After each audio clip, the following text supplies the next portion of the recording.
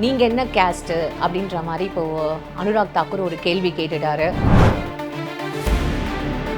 நீங்க என்ன ஜாதி பத்தி, நீங்க என்ன கேஸ்ட் பத்தி நீங்க என்ன கேட்டாலும் நான் அதுக்காக போராடிட்டு தான் இருப்பேன் அப்படின்ற மாதிரி ஒரு வார்த்தை போகுது. இது ராகுல் காந்தி அவர் சொல்லிட்டாரு. இது நடுவில் வந்து கங்கனா ரனாவத் ஒரு போதை மருந்து ஏதாவது எடுத்துருப்பாரு, அவரை முதல்ல டெஸ்ட் பண்ணுங்க அப்படின்னு சொல்லிட்டு. எப்போன்னு கேட்டால் பாரத் ஜுடோ யாத்திரை அது ராகுல் காந்தியை இந்திய அளவுக்கும் இந்தியாவை தாண்டியும் அவரை கொண்டு போய் செல்லும். நீங்கள் பிஜேபியை எதிர்க்கக்கூடிய ஒரு வலிமையான தலைவராக அவர் உருவாகி, பிஜேபியை பொறுத்த வரைக்கும் அது ஒரு சனாதன கட்சி, ஒரு ஜாதிய கட்சி, ஒரு பிற்போக்கு கட்சி. இன்னும் சொல்லப்போனால் அடையாளம் தெரியாமல் இந்திய மக்களால் அழிக்கப்பட வேண்டிய சாதியை யார் பேசுறது வேண்டாமா? பாபர் மசூதி இடிக்கப்பட்ட பொழுதுதான் இந்தியாவுக்கே ஒரு தலைகுனிவு ஏற்படும். மைனாரிட்டி ஜாதி அதிகமான அரசு பதவியில் இருக்கான், நிறைய மக்கள் தொகை உள்ள ஜாதி மைனாரிட்டியாக இருக்கும். அடுத்து பிரதமர் ராகுல் காந்தி தான், அதில் மாற்றமே இல்லை. ஜாதிவாரி கணக்கெடுப்பை எடுத்தே தீருவேன். Ambani, Adani, Modi, A1 A2 A3 accused. இந்த வார்த்தையை சொல்வதற்கு உண்மையாகவே ஒரு ஆன்மை வேணும். காங்கிரஸ் கட்சி அவங்க ஆட்சியில் இருக்கும்போது அவங்க இந்த மாதிரி யார்கிட்டயுமே இந்த மாதிரி ஒரு பிசினஸ் பீப்புள் கிட்ட அவங்க பைசா வாங்கலன்ற மாதிரி சொல்றாரா சார்? இல்லை, பணம் வாங்கியது உண்மைதான். ராஜீவ் பிரதமரான உடன் திரு பாய் அம்பானி, முகேஷ் அம்பானி, அனில் அம்பானியுடைய அப்பா திரு பாய் அம்பானி எப்படியோ பார்க்கணுன்னு ஒத்த காலில் நிற்கிறாரு. ராஜீவ் காந்தியினுடைய மாப்பிள்ளை தோழன் யார்? அமிதாப் பச்சன். அமிதாப் பச்சன் வீட்டு போய் உட்காந்துக்கிறார். ராஜீவ் காந்தியில் சொல்கிறார், இந்த பெரியவர் எனக்கு உதவியாளர் வேலை பார்க்குறாருப்பா, கார் டிரைவர் வேலை பார்க்குறாரு, தோட்டக்கார வேலை பார்க்குறாரு. ஒரு அரை மணி நேரம் சந்திச்சினேன் ராஜீவ் காந்தியை. சூதுவாதறியாத ராஜீவ் காந்தி கொல்லப்பட்டு கிடந்த பொழுது ஒரு அப்பாவி மனிதனுடைய உடல் கிடந்ததாக தான் இந்தியாவே, இந்த தேசமே அழுதது. குற்றவாளி கூட தப்பிச்சுக்கிட்டான். ஜெயிலில் இருக்கிற 26 பேர் போலி குற்றவாளி. ரயிலில் போனவன், பஸ்ஸில் போனவன், விமானத்தில் ஊருக்கு போனவன் எல்லாம். பாய் அம்பானி என்ன சொல்கிறாரு? உங்கள் அம்மா கொடுத்து வச்ச 100 கோடி ரூபாய் என்கிட்ட இருக்கு. யார்? இந்திரா காந்தி. இந்த 100 கோடியை பத்திரமா உங்கள்கிட்ட சேர்க்கணும். என் வீட்டுக்கு பேப்பர் போட்ட பையன், தாய் பிரதமராக இருந்த பொழுது நீங்கள் பேப்பர் பாயா வாழ்ந்தவர் தான் ராஜீவ் காந்தி. ராஜீவ் காந்திக்கு கொடுக்காத 100 கோடி, அம்மா கொடுக்காத 100 கோடியை கொடுப்பதின் மூலம் சூதுவாது இல்லாத ராஜீவ் காந்தியை தன்னுடைய பேக்கெட்டில் போட்டார். யார்? Business tactics. இதுதான் பதிலுக்கு நீ என்ன ஜாதின்னு கேட்கும்போது அவரால் ஏன் சார் அதை சொல்ல முடியல? அதனால தானே சார் இப்போ அது ஒரு பெரிய விமர்சனமாக பார்க்கப்படுது. ஜாதியை சொல்லுகிறவனுடைய பிறப்பே தப்பானது. ஆனால் அனுராக் தாக்கூர் ஒரு பெரிய சாதி வெறியன். மணிப்பூரில் என்ன நடந்தது? மதம் பிடிச்சது. சிறுபான்மை கிறித்துவர் மக்களை பெரும்பான்மையான இந்து மக்கள் பெண்களை நிர்வாணப்படுத்தி இழுத்துட்டு போனான். இந்தியாவுடைய 140 கோடி பேரும் வெட்கி தலை குனிந்த நாள் அது. அகதியை ஏற்றுக்கொள்கிற பொழுது நீங்கள் RSS ஒரு சோனியாவை ஏற்றுக்க மாட்டீங்களா? RSSக்கு இந்தியாவுக்கு என்ன சம்பந்தம்? திருப்பியும் வந்து இன்டைரக்டா நம்ம வந்து வெள்ளையங்க அவங்க கிட்ட வந்து நம்மளோட நாடு போயிடும்ன்ற ஒரு பயத்தினால கூட அந்த மாதிரி மக்கள் ஓட்டு போடுறான். பிக் பேங் தமிழ் பிபிடி நேயர்கள் அனைவருக்கும் வணக்கம். இன்னைக்கு நம்மளோட தமிழா பாண்டியன் சார் தான் இருக்கார். அவர்கிட்ட இப்போ நடக்கிற அரசியல் நிகழ்வுகள் பற்றி கேட்டு தெரிஞ்சுக்கலாம். நிகழ்ச்சிக்கு போகலாம். சார் வணக்கம். வணக்கம் சார், எப்படி சார் இருக்கீங்க? நல்லா இருக்கேன். ஃபைன். ஓகே, இப்போ வந்து நம்மளோட நாடாளுமன்றத்தில் எப்படி வந்து ஒரு பரபரப்பான ஒரு விஷயம் போயிட்டுருக்கு. நீங்கள் என்ன கேஸ்ட்டு அப்படின்ற மாதிரி இப்போது அனுராக் தாக்கூர் ஒரு கேள்வி கேட்டுட்டாரு. நீங்கள் என்ன ஜாதி பற்றி, நீங்கள் என்ன கேஸ்ட் பற்றி நீங்கள் என்ன கேட்டாலும் நான் அதுக்காக போராடிட்டு தான் இருப்பேன் அப்படின்ற மாதிரி ஒரு வார்த்தை போகுது. இது ராகுல் காந்தி அவர் சொல்லிட்டாரு. இது நடுவில் வந்து கங்கனா ரனாவத் ஒரு போதை மருந்து ஏதாவது எடுத்துருப்பாரு, அவரை முதல்ல டெஸ்ட் பண்ணுங்க அப்படின்னு சொல்லிட்டு என்ன நடக்குது அப்படின்ற மாதிரி ஒரு க்யூரியாசிட்டியை டெவலப் ஆகுது சார். என்ன சார், என்ன விஷயம்? இல்லை, ராகுலை பொறுத்தவரை ராகுல் ஒரு பண்பட்ட அரசியல்வாதியாக இந்திய மக்களுக்கு இப்பொழுது தான் தெரிய ஆரம்பித்திருக்கிறார். எப்போன்னு கேட்டால் பாரத் ஜுடோ யாத்திரை.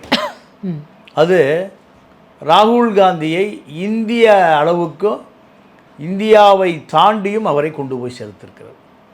நீங்கள் பிஜேபியை எதிர்க்கக்கூடிய ஒரு வலிமையான தலைவராக அவர் உருவாகியிருக்கார். பிஜேபியை பொறுத்த வரைக்கும் அது ஒரு சனாதன கட்சி, ஒரு ஜாதிய கட்சி, ஒரு பிற்போக்கு கட்சி. இன்னும் சொல்லப்போனால் அடையாளம் தெரியாமல் இந்திய மக்களால் அழிக்கப்பட வேண்டிய இயக்கம். ஏன்னா சாதியை யார் ரியாக்ஷன் நான் பேசுகிறத வேண்டாமா, இதெல்லாம் பேசும்போது பேசாமல் இருக்கணும். இந்தியாவை பொறுத்தவரை ஜாதி சண்டை, மத சண்டை இரண்டும் தான் இந்தியாவை பின்னுக்கு தள்ளுகிறது. இந்தியாவினுடைய மரியாதை, அதாவது உலக அளவில் பாபர் மசூதி இடிக்கப்பட்ட பொழுது தான் இந்தியாவுக்கே ஒரு தலைகுனிவு ஏற்பட்டது. இந்தியர்கள் அறிவுஜீவிகள் சுந்தர் பிச்சையை போன்ற, கமலா ஹாரிஸை போல மிகப்பெரிய பொறுப்புக்கு ரிஷி சுனக் பிரிட்டிஷ் பிரதமரை போல வர முடியும் என்று நிரூபித்தவர்களும் இந்தியர்கள் தான். நீங்கள் பாபர் மசூதி என்பது பாபர் காலத்தில், முகலாயர் காலத்தில் கட்டப்பட்ட மசூதியை வைத்து இந்திய அரசியல் செய்கிற மலிவானவர்கள் உள்ள நாடும் இந்தியா தான். அப்போது ஐரோப்பாவை பொறுத்தவரை ஐரோப்பாவில் இருக்கக்கூடிய மிகப்பெரிய தொழிலதிபர்கள், ஆளுமைகள் அத்தனை பேருமே இந்தியர்கள் தான். அப்போது ராகுல் காந்தியை பொறுத்தவரை ராகுல் காந்தி, நேரு, இந்திரா காந்தி, ராஜீவ் காந்தி, இப்பொழுது ராகுல் காந்தி, இவர்கள் தான் இந்தியாவினுடைய காங்கிரஸ் அடையாளங்கள். கரெக்டு தான் சார். இப்போ எப்படி தெரியுமா சார் இது பார்க்கப்படுது? உங்களுக்கு நீங்கள் எந்த கேஸ்ட்டுன்றது உங்களுக்கே தெரியல, ஆனால் அதனால் நீங்கள் மற்ற கேஸ்ட்டை பற்றி நீங்கள் கவலைப்படல, அதனால் எல்லாரையும் ஜாதிவாரி கணக்கெடுப்பை எடுக்கணும், நீங்கள் என்ன ஜாதின்னு இப்போ எல்லாரையும் இந்த மாதிரியான ஒரு விஷயங்கள் கிளறி விடுற மாதிரி தானே இருக்குது அப்படின்ற மாதிரி ஒரு விமர்சனங்கள் எழுது சார். இங்கே ஆமாம், மனநோயாளிகள் விமர்சனம் பண்ணத்தான் செய்வான். ஜாதி ஒழிக்கப்பட வேண்டுமா வேண்டாமா? ஜாதி ஒழிக்கப்படணும். அப்போ ஜாதி ஒழிக்கப்படணும்னா ஜாதிவாரி கணக்கெடுப்பு எடுக்கணும். ஜாதிவாரி கணக்கெடுப்பு எடுத்தால்தான் கண்டிப்பாக சார் மைனாரிட்டி ஜாதி அதிகமான அரசு பதவியில் இருக்கான். நிறைய மக்கள் தொகை உள்ள ஜாதி மைனாரிட்டியாக இருக்கான். இதுதான் ஜாதிவாரி கணக்கெடுப்பினுடைய பலவீனம்.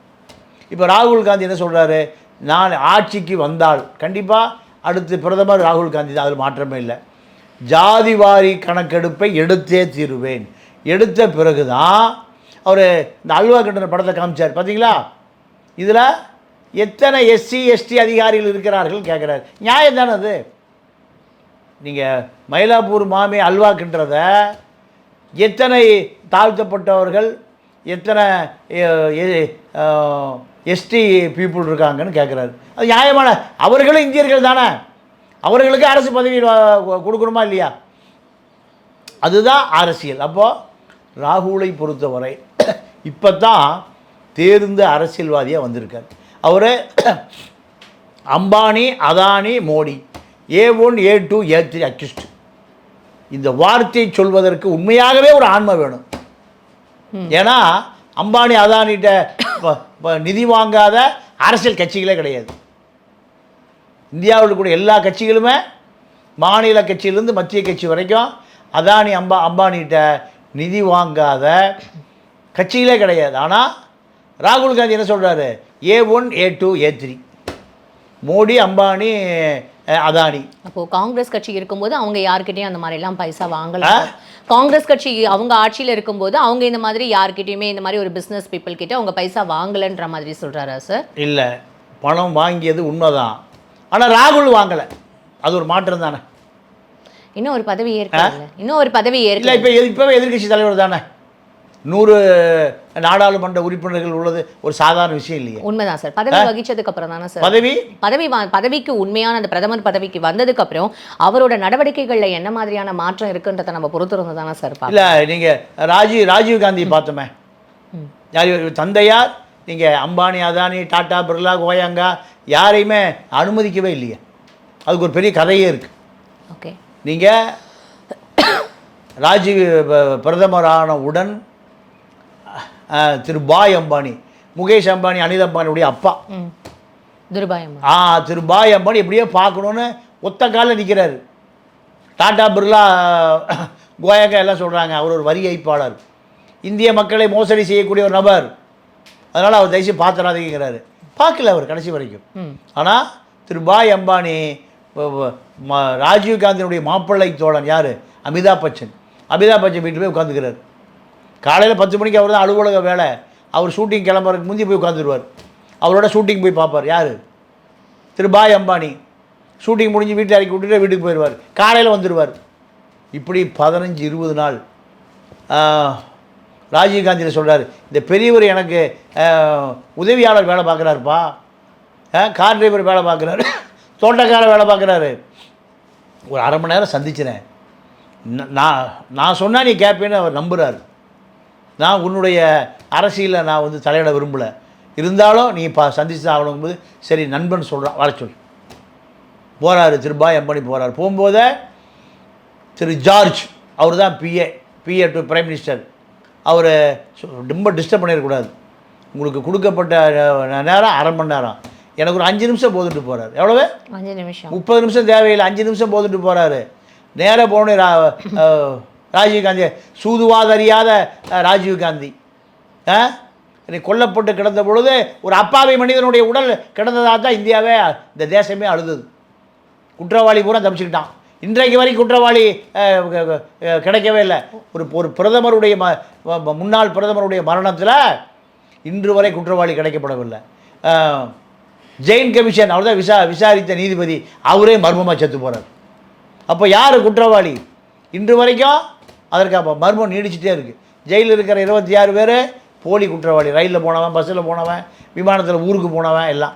இப்போ இதை விசாரித்த சுப்பிரமணியசாமி, சந்திராசாமி, கார்த்திகேயன் சிபிஐ டைரக்டர் தான் குற்றவாளி. மூடி மறைச்சிட்டாங்க. அப்போது பாய் அம்பானி என்ன சொல்கிறாரு, உங்கள் அம்மா கொடுத்து வச்ச 100 கோடி ரூபாய் என்கிட்ட இருக்குது. யார், இந்திரா காந்தி. அந்த 100 கோடியை பத்திரமா உங்கள்கிட்ட சேர்க்கணும், இதற்காக தான் நான் உன்னை சந்திக்க பல நாள் முயற்சி பண்ணுங்கிறார்.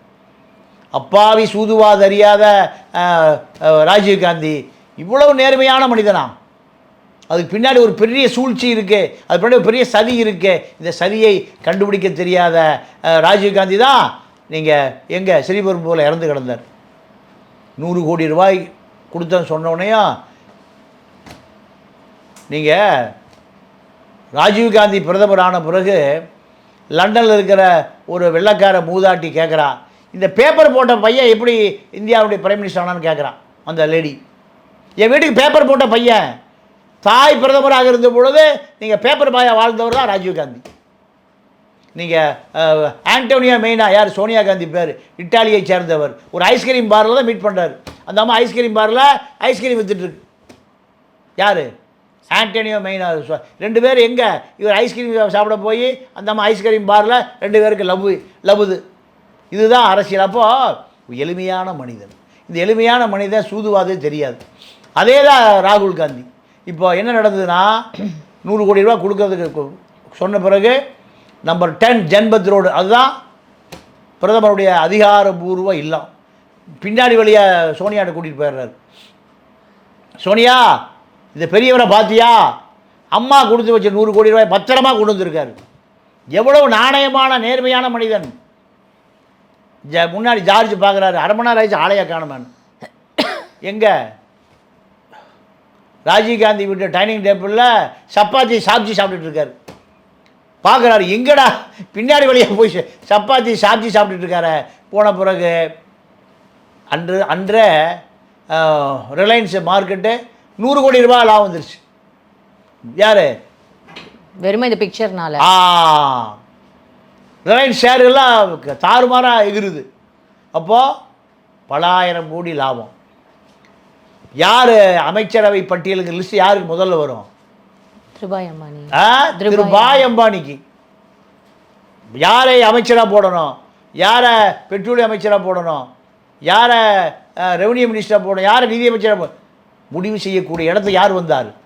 ஒரு 100 கோடி ரூபா. யாரை, ராஜீவ்காந்திக்கு கொடுக்காத 100 கோடி, அம்மா கொடுக்காத 100 கோடியை கொடுப்பதின் மூலம் சூதுவாது இல்லாத ராஜீவ்காந்தியை தன்னுடைய பேக்கெட்டில் போட்டார். யார், பிஸ்னஸ் டாக்டிக்ஸ். இதுதான் இந்த பாலிஸ்டர் கிங்னு ஒரு ஆஸ்திரேலியாவை சேர்ந்த ஒரு நிருபர் எழுதுகிறான். தப்பி ஓடுறான் இந்தியாவை விட்டு. ஏன்? பல குண்டாசு அடைக்கப்படுவதற்கு காரணமாக போயிட்டான். ஏன்னா அதிகார மட்டம் பூரா திரு பாய் அம்பானியுடைய கட்டுப்பாட்டில். இப்படி தான். அப்போ ராகுல் காந்தியும் அதே போன்று இருக்கிறார். ராகுல் காந்தியுடைய வயநாடு நாடாளுமன்ற தொகுதி நீங்கள் பணி நீக்கம் செய்யப்படுகிறது, அவர் வீடு காலி பண்ணப்படுகிறது, வயநாட்டில் உடனடியாக தேர்தல் அறிவிக்கப்படுகிறது. சுப்ரீம் கோர்ட் தலை இல்லைன்னா ராகுல் காந்தி என்ன இருப்பார்? மோடியினுடைய அரசியலுக்கு முன்னால் நீங்கள் சதிக்கு பின்னால் காணாமல் போயிருப்பார். சுப்ரீம் கோர்ட்டு தான் காப்பாற்று. அப்போ அவர் பார்க்குறாரு, சாதிவாரி கணக்கெடுப்பின் மூலம்தான் இந்த உயர் சாதி அரசியலை கட்டுக்குள் கொண்டு வர முடியும்னு பார்க்குறாரு. அதுதான் அவரை சாதிவாரி கணக்கெடுப்புக்குள்ளே தள்ளியது, ரிசர்வேஷனுக்குள்ளே தள்ளியது, மண்டல் கமிஷனுக்குள்ளே தள்ளியது எல்லாமே இது ராகுல் காந்தி தான். அப்போது ராகுல் காந்தியை பொறுத்த வரைக்கும் A1 A2 A3 எவ்வளோ பெரிய வார்த்தை. யாராவது இதுவரை சொல்லியிருக்காங்களா? மோடி சொல்லியிருக்காரா? இல்லை தேவகவுடா சொல்லியிருக்காரா? யாருமே மன்மோகன் சிங் உட்பட, சோனியா, ராகுல் காந்தியுடைய தாய் உட்பட ஒரு பெரிய தொழிலதிபரை A1 குற்றவாளின்னு சொல்லக்கூடிய தைரியம் ஆன்மீகம் உள்ள ஒரே இளைஞன் ராகுல் காந்தி தான். சார், இப்போ இந்த வார்த்தைகளை இது எல்லாமே அக்செப்ட் பண்ணிக்கிற இந்த தருணத்தில் இப்போ பதிலுக்கு நீ என்ன ஜாதின்னு கேட்கும்போது அவரால் ஏன் சார் அதை சொல்ல முடியல? அதனால தானே சார் இப்போ அது ஒரு பெரிய விமர்சனமாக பார்க்கப்படுது. ஜாதியை சொல்லுகிறவனுடைய பிறப்பே தப்பானது. அப்போ ஜாதிவாரி கணக்கெடுப்பு மட்டும் எடுக்கணும்னு சொல்கிறது எப்படி? அருமையான கேள்வி. ஜாதி எந்த ஜாதி அதிகமாக இருக்கிறதோ அவனுக்கு குறைவான பதவி இருக்குது. எவன் எந்த ஜாதி மேட்டுக்குடி குறைவான மக்கள் தொகையில் இருக்கானோ அவன் அதிகமான அரசு பதவியில் இருக்கான். அதை ஒழிப்பதற்காகத்தான் பெரியாரும் அம்பேத்கரும் ரிசர்வேஷன் கொண்டு வந்தாங்க. சாதிவாரி கணக்கெடுப்ப மூலமே பெரியாரும் அம்பேத்கர் தான். வடக்க ஊதா சட்டை, தெற்க கருப்பு சட்டை, ரெண்டு பேரும் இடஒதுக்கீடு, மண்டல் கமிஷன். தாழ்த்தப்பட்ட எப்போ மேலே வர்றது, ஒடுக்கப்பட்டவன் எப்போ மேலே வருது? 1000 வருடங்களாக நீங்கள் அடக்கி வைக்கப்பட்டவன் எப்படி அவனுக்கு சமூக நீதி கொடுக்கப்படுது? இப்போ பெரியார் ஜாதியை ஒழிச்சார், அம்பேத்கர் ஜாதியை ஒழிச்சார். ரெண்டு பேரும் எதை சொல்கிறாங்க? ரிசர்வேஷனை சொல்கிறாங்க. அப்போது அம்பேத்கருக்கு பெரியாருக்கும் தெரியாத அரசியலா? அதைத்தான் ராகுல் காந்தி சொல்கிறார். அனுராக் தாகூர் என்கின்ற பிறப்பே தப்பானவன். சாதியை எவன் ஒருவன் தூக்கி பிடிக்கிறானோ, சாதி மோதலுக்கு எவன் உயர்ந்தவன் தாழ்ந்தவன் என்று தன்னை அறிவித்துக் கொள்கிறானோ அவன் சமூகத்தினுடைய புது எதிரி. இதுதான் பெரியார் அம்பேத்கர் சொல்கிறாங்க. ஜோதிபாய் புலே இருக்கிற எல்லா தலைவரும் அதான் சொல்கிறாங்க. ஆனால் அனுராக் தாகூர் ஒரு பெரிய சாதி வெறியன். மனிதனுக்கு மதம் பிடிக்காமல் இருக்க வேண்டும், சாதியும் மதமும் பிடிக்காமல் இருக்க வேண்டும். ஏன்னா மணிப்பூரில் என்ன நடந்தது? மதம் பிடிச்சது. சிறுபான்மை கிறித்துவர் மக்களை பெரும்பான்மையான இந்து மக்கள் பெண்களை நிர்வாணப்படுத்தி இழுத்துட்டு போனான். இந்தியாவுடைய 140 கோடி பேரும் வெட்கி தலை குனிந்த நாள் அது. உலகத்தில் எங்கேயாவது இவ்வளவு கொடுமை இருக்கா? கருப்பனுக்கு வெள்ளையனுக்குமான சண்டை தான் உலகம் முழுக்க. இப்போ அமெரிக்காவில் ஒரு கருப்பனை பராக் ஒபாமாவே பிரதமராக ஆயிட்டார். காரணம் ரிஷி சுனக், இந்தியாவினுடைய வம்சாவளி. ரிஷி சுனக் என்னவானார்? வாய்ப்பு இருக்குமா? ஆனால் இந்தியாவில் சனாதனம் எவ்வளவு கொடுமையானது. சோனியா பிரதமராக முடியல. சோனியா பிரதமராக முடியாமல் யூபியில் இருக்கக்கூடிய ஒரு பெண் சாமியாரினி நம்பர் 10 ஜன்பத் ரோட்டில் போய் தீக்குளிச்சு சாவன்னு சொல்லிச்சு அந்த அம்மா, உமா பாரதி. சார், சோனியா காந்தி இங்கே பிரதமர் ஆகிறதுக்கு காரணம் வெளிநாட்டவர் இங்கே வந்து எப்படி நம்மளை ஆளலான்ற ஒரு பேச்சு சர்ச்சை கிரியேட் ஆனதுனால தானே சார் அவங்களால இங்கே பிரதமர் ஆக முடியல. யார் முடிவு செய்வது? RSS முடிவு செய்யறதா? அதனால தான் பிஜேபி முடிவு செய்யறதா? இல்லை, இப்போ இது ஒரு ஜென்ரலான ஒரு விஷயம். இல்லைம்மா, ஏமா நான் அமெரிக்காவை விட ஜனநாயக உலகத்தில் கிடையாது. ஒரு எங்கே பிறந்தவர்? மலேசியா தாய், ஆப்பிரிக்கா தந்தை, அமெரிக்கா ஜனாதிபதியாக முடியுது. அவங்க விரல் பட்டனில், அணுகுண்டு விரல் பட்டனில் பேக்கெட்டில் வச்சுருக்கான். அமெரிக்க ஜனாதிபதி பொறுப்பு என்பது அணுகுண்டு பட்டனாக எங்கே வச்சுருக்கான்? டேபிளில் வச்சுருக்கான். அந்த பதவி அமெரிக்கன் யாருக்கு கொடுத்தான்? ஒரு பராக் ஒபாமா கொடுத்தான். இந்திய வம்ச அகதியாக போனவன் தான் ரிஷி சுனக், நம்ம இன்ஃபோசிஸ் நாராயணமூர்த்தி மருமகன். அவன் உலகத்தையே ஆண்ட வெள்ளைக்காரன் தன்னை அவன் நாட்டு பிரதமரை ஏற்றுக்கிட்டான். சூரியனை என்னை கேட்டுத்தான் உதிக்க வேண்டும், தன்னை கேட்டுத்தான் எழ வேண்டும், பின்னால் அது விழ வேண்டும் சொல்லுகிற பிரிட்டிஷ் சாம்ராஜ்யம் எவ்வளோ பெரிய சாம்ராஜ்யம். அவர் அகதியை ஏற்றுக்கிட்டான். அகதியை ஏற்றுக்கொள்கிற பொழுது நீங்கள் ஆர்எஸ்எஸ் ஒரு சோனியாவை ஏற்றுக்க மாட்டீங்களா? ஆர்எஸ்எஸ்க்கு இந்தியாவுக்கு என்ன சம்பந்தம்? திருப்பியும் வந்து இன்டைரக்டா நம்ம வந்து வெள்ளையவங்க அவங்க கிட்ட வந்து நம்மளோட நாடு போயிடும்ன்ற ஒரு பயத்தினால கூட அந்த மாதிரி மக்கள் ஓட்டு போடுறான். இது ஜனநாயக நாடு. நீங்க சொல்லுகிற ஆர்எஸ்எஸ் சித்தாந்தம் அதற்கு பொருந்தாது. ஆர்எஸ்எஸ் சித்தாந்தம் நீங்க முழுக்க முழுக்க வெகுஜன மக்களுக்கான எதிரான சித்தாந்தம்.